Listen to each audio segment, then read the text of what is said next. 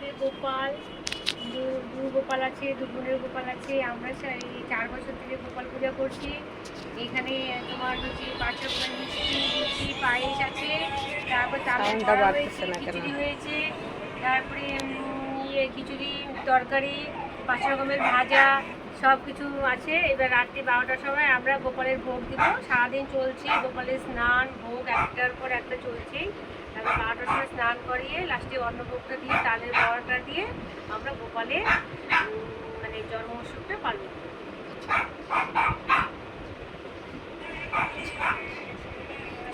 5 বছর থেকে।